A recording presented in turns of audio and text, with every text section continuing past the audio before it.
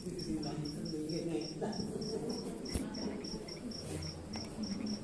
mulai. Bismillahirrahmanirrahim. Assalamualaikum warahmatullahi wabarakatuh.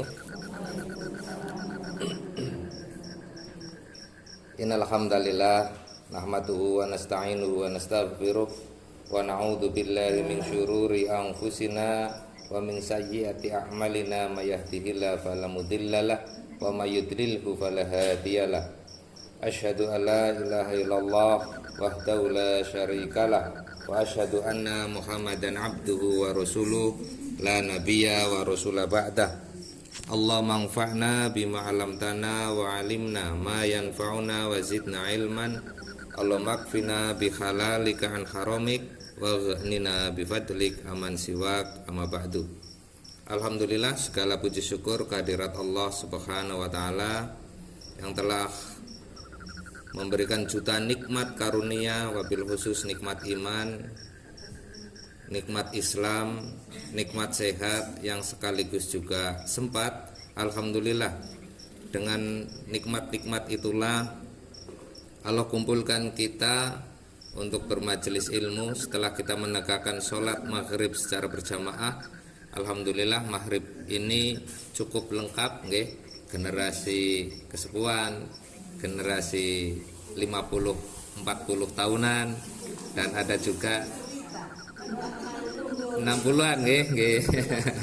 Generasi belasannya yang masih absen ini.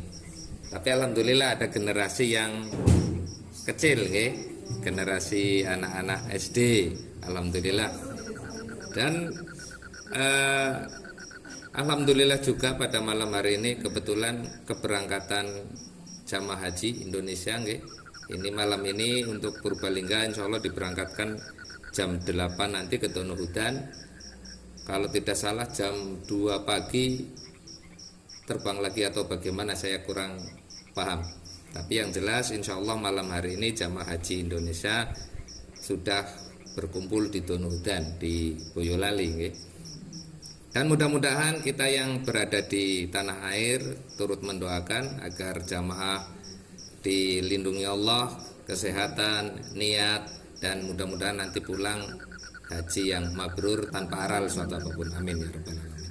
Salam beserta salawat marilah senantiasa kita curah limpahkan kepada junjungan Nabi besar kita Muhammad sallallahu alaihi wasallam, sang khatamun nabiyyin, penutup para nabi yang sekaligus penghulu para nabi, yang kemudian juga telah khatam sudah Islam ditutup di masa kenabian beliau, sehingga mudah-mudahan ajarannya 14 abad yang lalu, sunnah-sunnahnya 14 abad yang lalu sudah dicontohkan kepada kita. Mudah-mudahan tetap kita jaga, dan mudah-mudahan dengan menegakkan sunnahnya memantaskan diri kita mendapatkan syafaat baginda Nabi, yang kemudian mudah-mudahan Allah kumpulkan kelak kita di jannahnya, di surganya yang penuh kenikmatan bersama Nabi terkasihnya Muhammad sallallahu alaihi wasallam. Amin ya rabbal alamin. Dan mudah-mudahan Allah istiqomahkan kita dalam bermajelis ilmu, karena faridotun ala kulli muslimin wal muslimat, dan utlubil ilma walau bisin, utlubil ilma minal mahdi ilal lahdi. Banyak sekali mahfudhat atau motivasi-motivasi untuk kita mencari ilmu. Dan pencarian ilmu kita kalau tidak di masjid atau di musola nggih teng pundi malih seniki nggih. Sekolah versi kersa sekolah mboten nggih. Jawabannya mesti senyum. Nggih, ya kita coba maksimalkan masjid dan musola-musola untuk thalabul ilm, untuk kita mencari ilmu, untuk kita watawasobil haq, watawasobil sober, kita untuk saling menasihati, saling memotivasi kebaikan, dan harus bersabar dalam prosesnya. Amin. Pada pertemuan yang lalu telah kami sampaikan terkait dengan tingkatan iman, tesi niku napa diulang malih seketik, diulang dibaleni malih, nggih. Kemarin saya membahas tingkatan iman di kitabnya Imam Ghazali Ihya Ulumuddin juz 3 nggih. Imannya orang itu dibagi atas 3. Imam Ghazali membaginya untuk satu. Pertama, tingkatan imannya orang awam. Biasanya tingkatan imannya orang awam itu hanya mendengar kabar, mendengar apa yang disampaikan oleh alim ulamanya yang dipercaya ini pun langsung percaya. Oke. Lah, pada iman seperti ini analoginya, pengibaratannya, nek misal kita mendengar kabar dari orang bahwasanya di rumah kita itu ada Zaid di dalam, itu langsung percaya misalnya di dalam rumah kita, oh itu udah ditunggu Zaid misal. Karena yang mengatakan orang yang bisa kita percaya, biasanya kan kita langsung percaya mawon nggih. Oh iya, ana Zaid nang rumahku misal. Lah itu udah nggak perlu pakai bukti apa-apa. Kalau udah orangnya udah kita kenal jujur, kita percaya, pasti langsung percaya saja. Bahkan di kondisi seperti ini nih, kita jarang menggunakan nalar kita, keberhati-hatian kita, jangan-jangan goroh misal atau bagaimana, itu udah hilang kalau di tingkatan iman di kategori ini. Okay. Kekuatannya apa? Ya mantap. Biasanya kalau kita udah kadung percaya sama orang, itu iman kita itu udah mantap saja. Maka kelemahannya di iman kategori ini, sebagaimana isu yang sedang beredar sekarang ini, nggih. Wis dipercaya ngelola atau ngasuh pondok pesantren, jebule malah melakukan pelecehan terhadap santrinya misal. Nah itu kan kayak mengejutkan sekali, kaget sekali bagi orang yang sudah kadung percaya. Sehingga dari situ jadi banyak orang yang kemudian kecewa, gak sinau agama maning. Padahal kesalahannya individu, bukan kesalahan agama ini. Ngaten nggih? Nah, itu tingkatan imannya orang awam. Kemudian tingkatan berikutnya adalah tingkatan ahli kalam atau mutakalimin, atau iman al-istidlal. Ini adalah tingkatan orang yang menggunakan nalarnya, argumentasi logika untuk membuktikan keyakinannya. Terus misal wonten kabar bahwasanya di rumah kita ada Zaid, itu tidak lantas langsung percaya begitu saja. Dia melakukan nopo pencaritahuan, ngaten lah, ngangge nalarnya, ngangge panca inderanya, misal dengan telinganya kayak iya nawong lagi jagong. Nah, itu baru dia percaya. Jadi tidak langsung di tahapan ini menggunakan nalarnya. Atau kemarin juga saya contohkan, semisal ada ahli kulit dari Thailand yang berikrar syahadat di di Arab Saudi atau Emirat atau Arab Saudi, saya tidak terlalu paham tentang hal itu, tapi yang jelas di negeri Arab ada perkumpulan dokter-dokter seminar lah kata seniku, yang beliau ketika menggali satu ayat ditemukan bahwasanya siksanya Allah itu luar biasa. Ketika sudah disiksa, disempurnakan lagi kulitnya, disiksa lagi. Lah kenapa menggunakan kata pengibaratan kulit? Ngaten. Karena beliau pakar ahli di bidang kulit, dokter kulit memang. Jadi beliau paham betul. Ternyata karena memang di dalam kulit kita ada sensornya yang merasakan sakit. Ketika sensornya hilang, rasa sakitnya juga hilang. Nah ini ada kita temui dalam kasus-kasus luka bakar. Kalau kasus luka bakar yang parah, sensor sakitnya sudah hilang, dia sudah tidak merasakan sakit lagi. Kinten-kinten ngaten. Jadi beliau masuk Islam karena membuktikan tidak mungkin kalau kitab suci ini 1400 tahun dulu dibawakan oleh orang yang buta huruf bisa menulis kitab kok akurat ini. Kinten-kinten ngaten. Nah itu orang-orang yang masuk Islam mendapatkan hidayah, mendapatkan keimanan berdasarkan nalarnya. Jadi itu tingkatan yang kedua. Kemudian tingkatan yang ketiga kata Imam Ghazali itu ada tingkatan imannya orang arifin, al-musyahadah atau ma'rifat. Lah ini yang kadang banyak sekali kemudian diselewengkan. Ngaji sing ma'rifat aja syariat baik begitu kinten-kinten. Seolah-olah kalau sudah tahu ma'rifat, sudah mengetahui itu, yang lain jadi tidak penting. Ini juga salah. Ma'rifat, arif itu tahu. Kalau dulu kami di pondok ya anta ta'rif, kamu tahu. Jadi biasa saja sebetulnya, bukan ma'rifat itu di level yang sebegitunya sampai yang lain tidak penting, itu nggih mboten ngaten. Tapi intinya sebutan arifin adalah orang-orang yang kemudian Allah berikan kelebihan, nggih, tingkat tertinggi memang kebenaran disaksikan langsung oleh mata batinnya. Terus batinnya itu sudah nopo, nggih, memang tidak banyak, nggih, tapi kan Allah juga memberikan tingkatan itu, sehingga ketika orang arif ini beriman, keimanannya itu sudah, cara bahasa Jawane, bunder seser pun, tidak ada keraguan.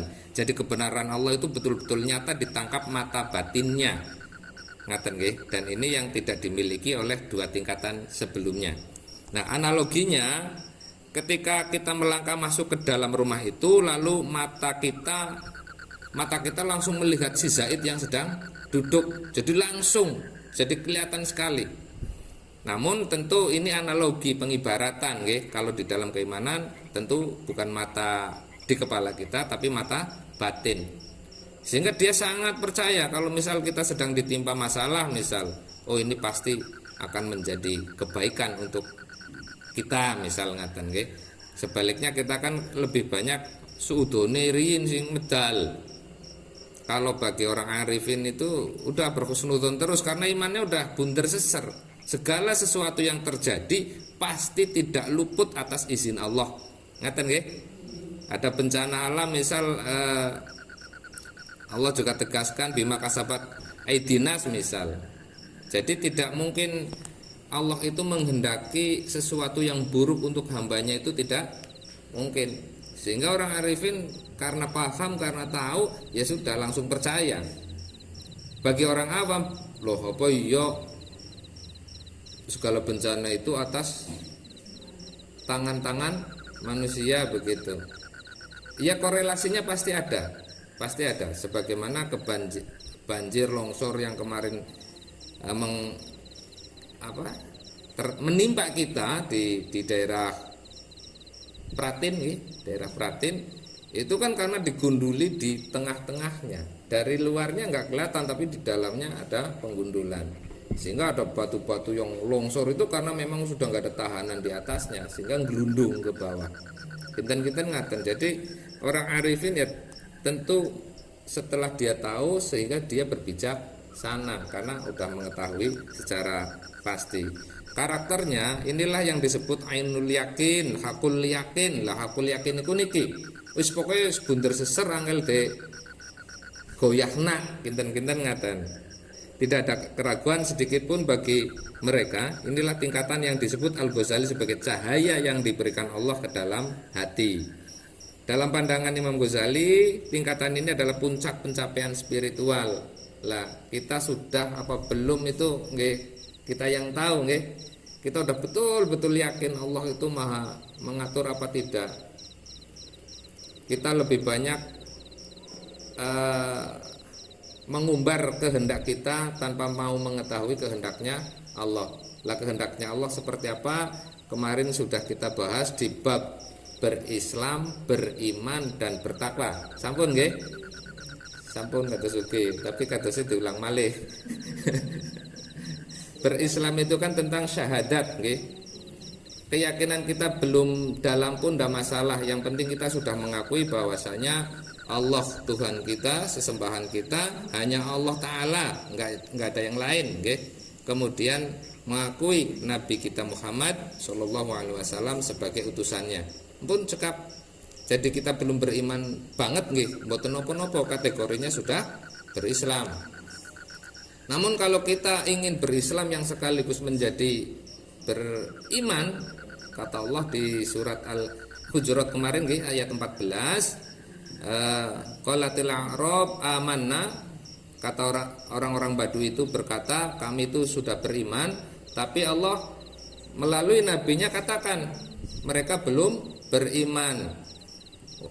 Kulu walakin kulu, tapi katakanlah mereka sudah berislam.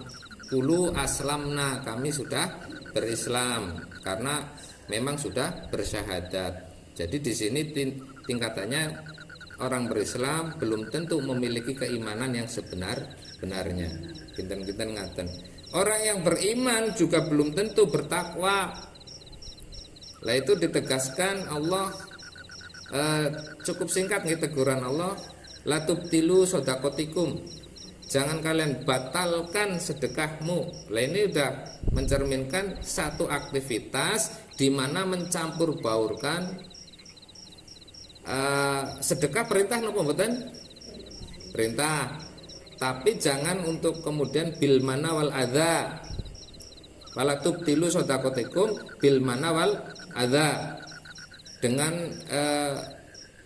perkataan yang kemudian menyakiti orang yang kita sedekahi niku.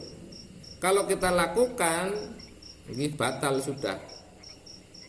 Perintahnya kita lakukan, tapi larangannya juga kita lakukan, batal sampun. Samilah misal kita sholat ben dideleng calon mertua misal, harus batal sudah. Kebaikan tidak mungkin bercampur dengan keburukan. Lah itulah takwa. Jadi saya sudah yakin, tapi ketika ada perintah dan larangan tetap saya kerjakan, berarti kita belum menjadi orang-orang yang muttaqin. Niki gamblang nggih, bisa dipahami nggih, alhamdulillah. Nah, kurang lebih seperti itu sekilas ulasan yang kemarin kita bahas pada malam hari yang berbahagia ini. Ingin saya sampaikan terkait dengan konteks yang terjadi sekarang, yaitu keberangkatan haji, makna haji. Saya tidak akan membahas rukun wajibnya, bukan kepada fikihnya, namun lebih kepada pemaknaannya.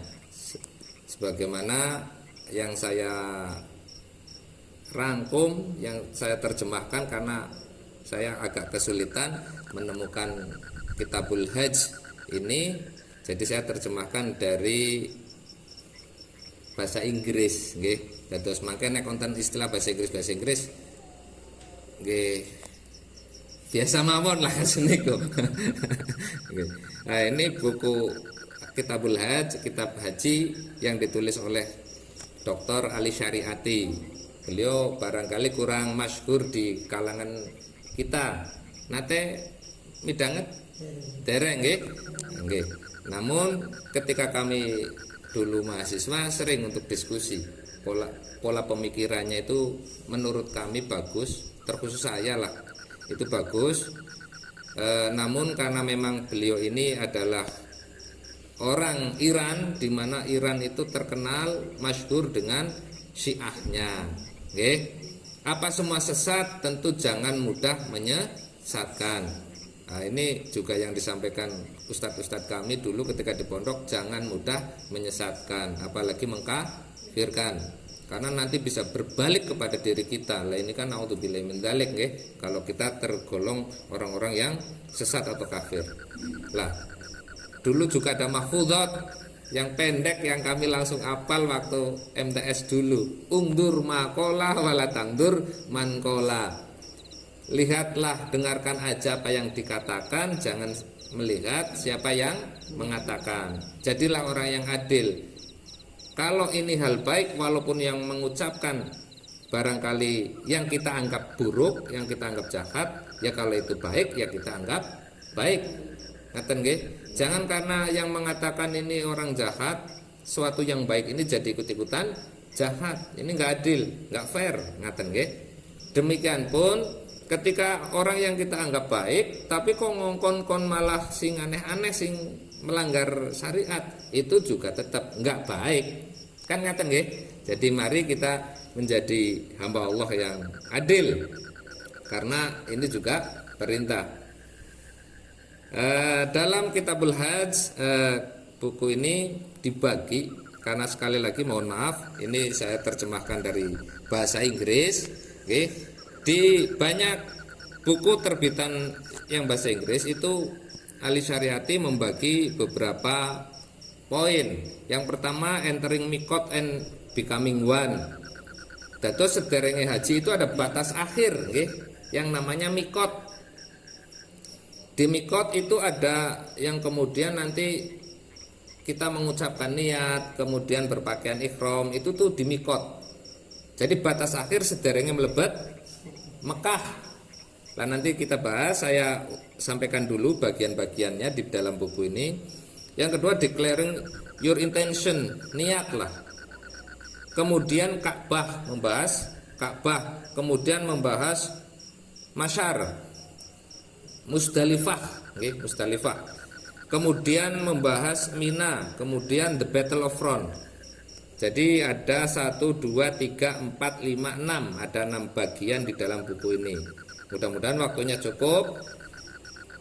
Jadi setengah jam ini saya awali dari entering mikot, masuknya kita ke mikot. Terus batas akhir sederenge mlebet Mekah. Ngaten nggih? Dari buku Hajj, Ali Syariati menjelaskan bahwa mikot bukan sekedar batas geografis saja sebelum memasuki Mekah, tapi simbol transformasi total manusia. Ketika seorang memasuki mikot dan mengenakan ihram, menurut Syariati kita sedang meninggalkan identitas duniawi, okay? Karena pakaian ihram itu kan mung kain putih saja, okay? Atau kita bisa sebut juga kain kafan. Jadi kita itu ketika mengenakan kain ihram itu seperti kita betul-betul mau meninggalkan dunia ini, harus dipahami seperti itu. Okay? Ketemu Allah di rumahnya, harus ada pendalaman yang semacam itu, sehingga haji tidak hanya pulang nanti dapat gelar. Betul-betul kita harus menghayati, karena ini syarat satu puncak rukun Islam.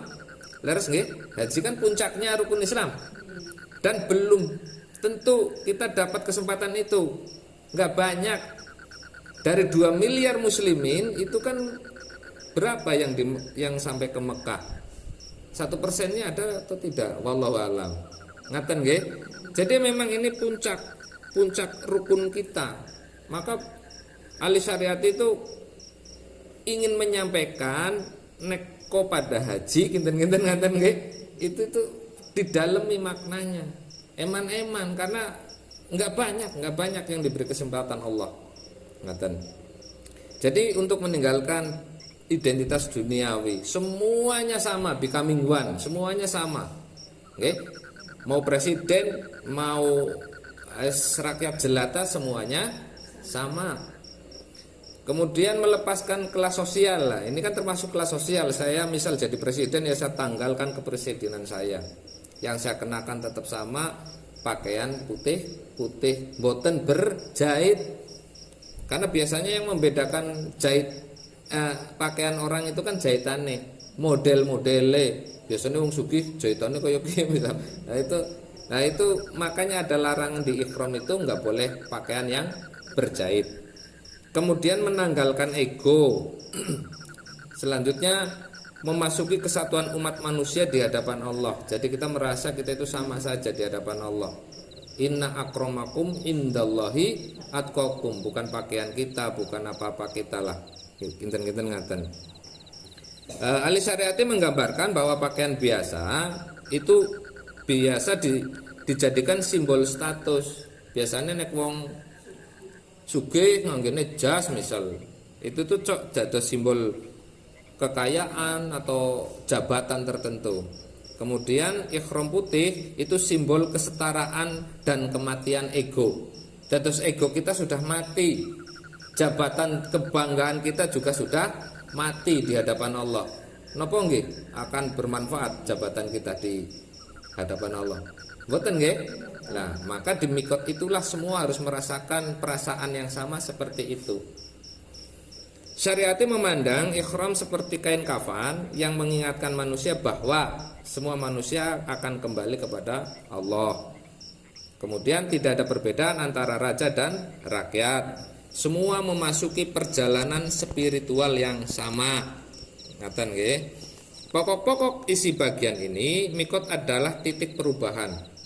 Jadi jamaah haji betul-betul menyadari bahwasanya ini adalah titik perubahan kita. Yang tadinya misal umpamane nuwun sewu, ada satu analogi, manusia itu seperti binatang, ngapunten nggih.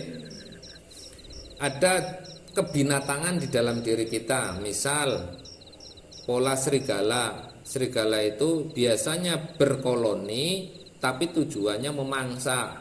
Kinten-kinten di dunia ini ada apa ndak orang-orang seperti itu?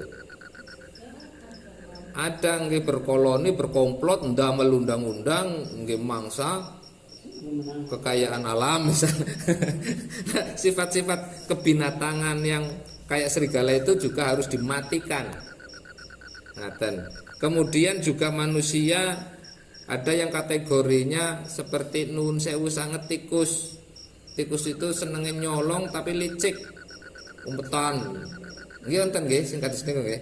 Lah pokoknya apapun kebinatangan kita harus selesai di mikot itu. Karena perjalanan ini titik akhirnya di mikot, saya akan menghadap Allah di rumahnya Allah. Ngaten nggih? Di sini mikot titik perubahan adalah seseorang tidak boleh memasuki haji dengan kepribadian lamanya. Gini wow, sifat-sifat kebinatangannya itu sudah harus ditinggalkan. Jadi kita bisa merevolusi diri kita. Betul-betul kita harus kembali ke fitrah. Kita kembali ke manusia yang kebinatangan itu sudah bisa kita bunuh. Lah puncaknya kan nanti ketika pemotongan hewan kurban. Begitu nggih. Revolusi apa sih yang harus direvolusi dari diri kita sebagai manusia yang sibuk dengan dunia. Lah ini yang menjebak di usia-usia saya lah, saya pikir.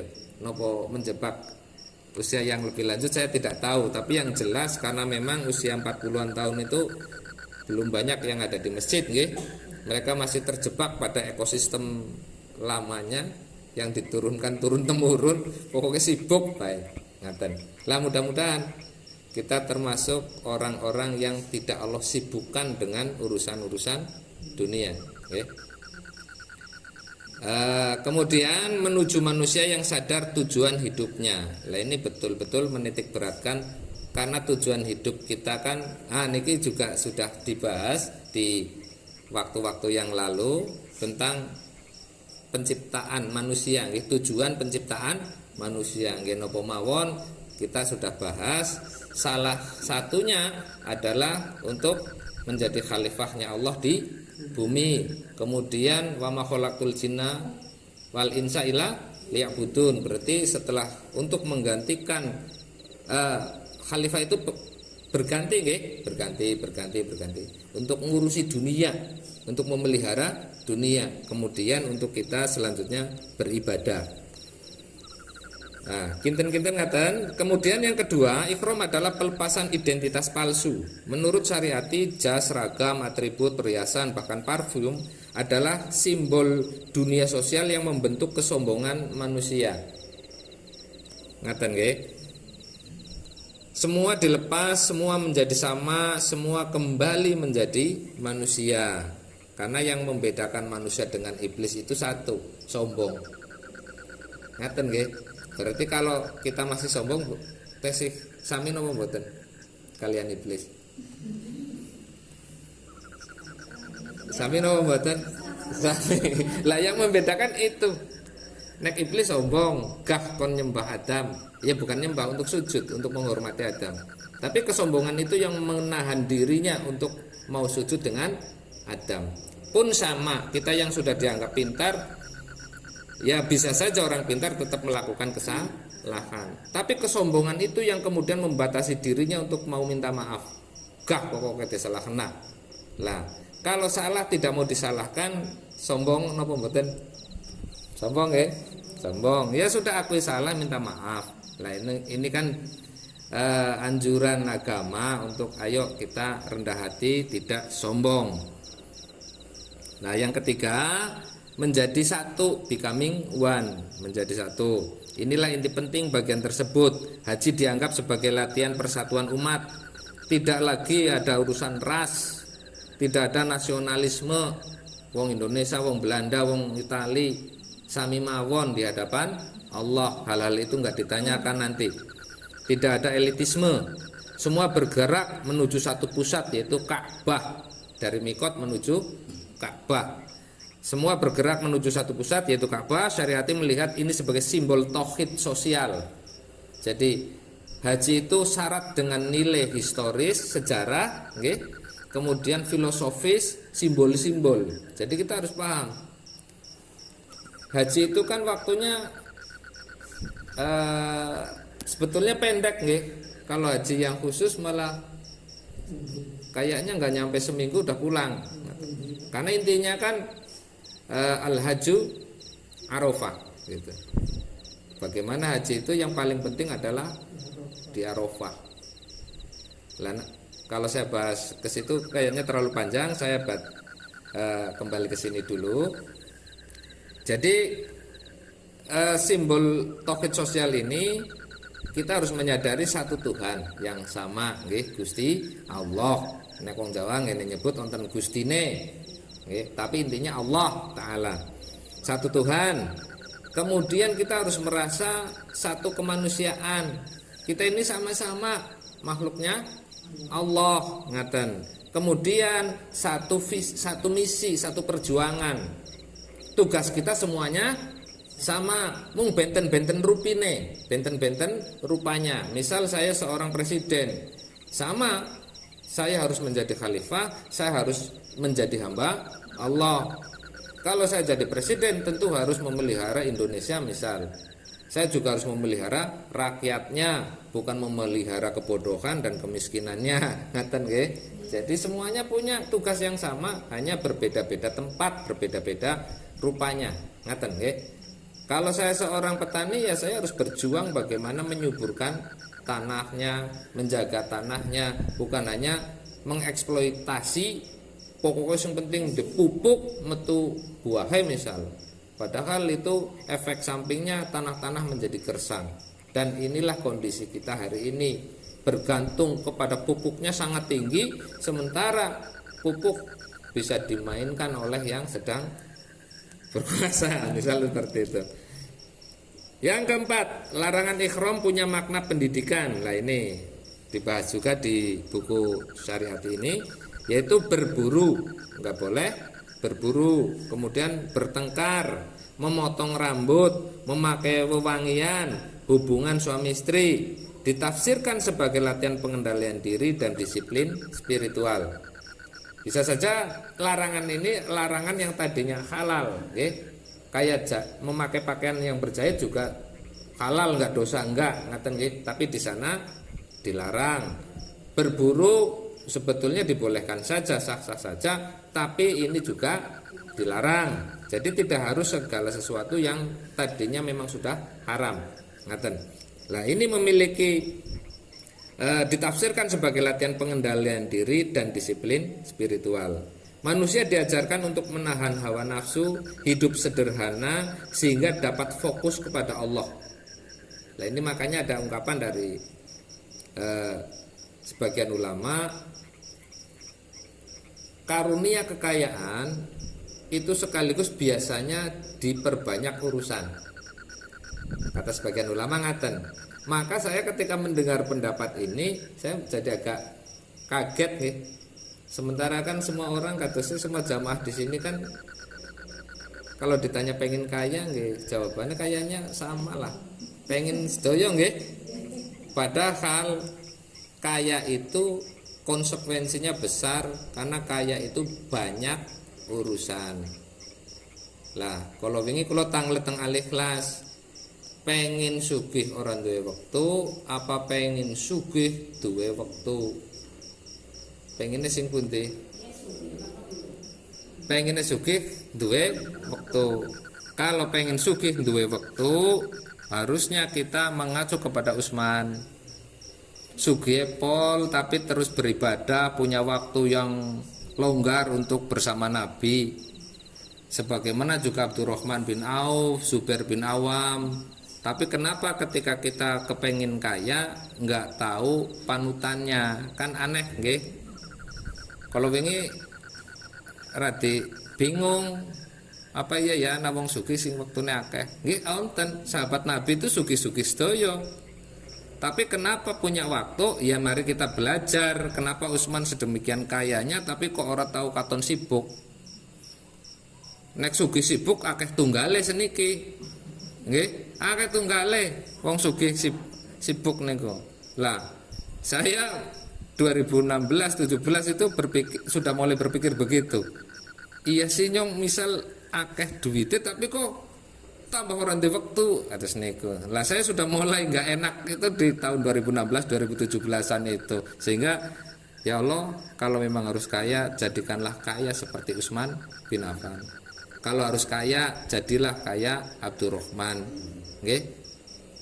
Seperti itu nggih.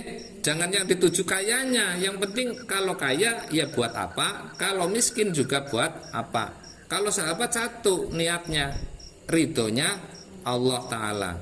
Nah ini yang kita luput ini sekarang. Sukses gue urusannya kur dunia tok.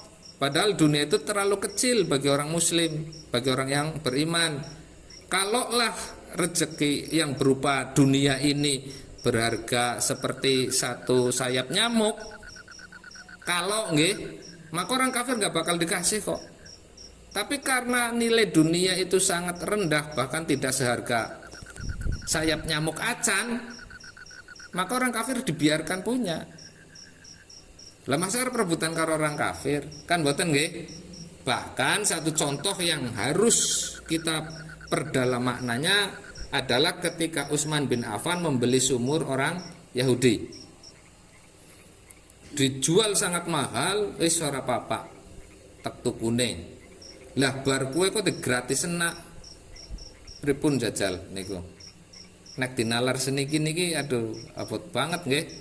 Tapi kalau kita serius, kita pengen kaya dan punya banyak waktu, ya harus seperti itu. Ndak bisa ndak. Maka yang harus disembelih di sini adalah sifat kikir kita. Seolah-olah kabeh kuwi atas usaha kita. Maka kemarin ada yang konsultasi di masjid ke saya, maka berdoalah begini. Kan pengen sugih ya. Ya sih jan ora kepengen sugih bat ora Mas asal nyong ya ora mumet urusan ngongai anak bojo begitu. Alasan nek sih cok ngomongnya kayak gue niku lho. Padahal jujur saja semua orang pengen kaya wis. Stop dulu saja, kaya wis.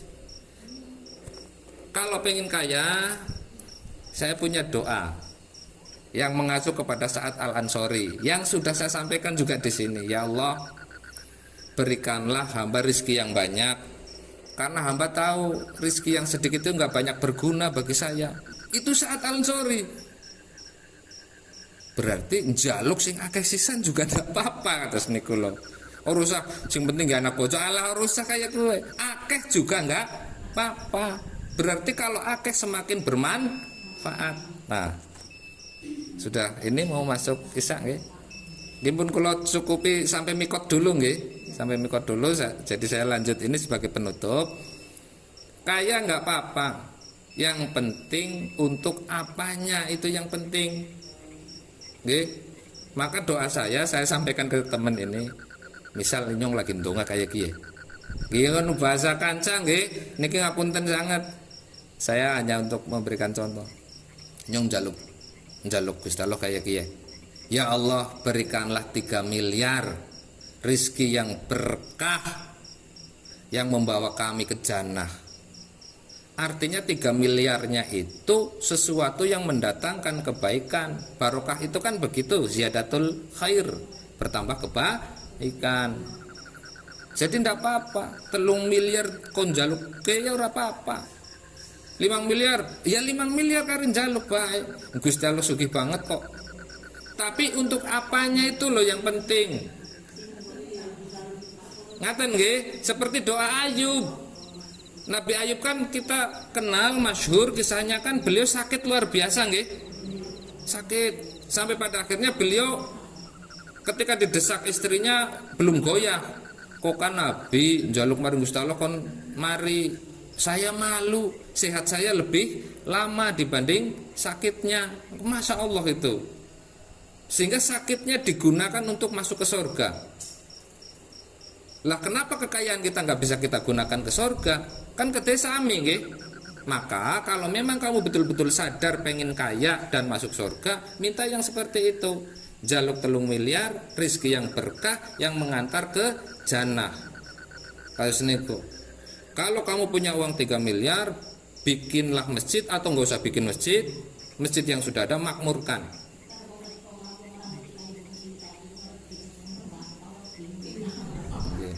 Nanti kayak dados kita itu pokoknya menganggap dunia itu kecil saja lah. Wong bakal ditinggal. Misal ini sebagai penutup, ada riwayat gantungkan kurma di masing-masing pintu masjid. Dulu saat Al-Ansori itu mbekto 80 jamaahnya untuk ke rumah, untuk makan di rumahnya saat Al-Ansori.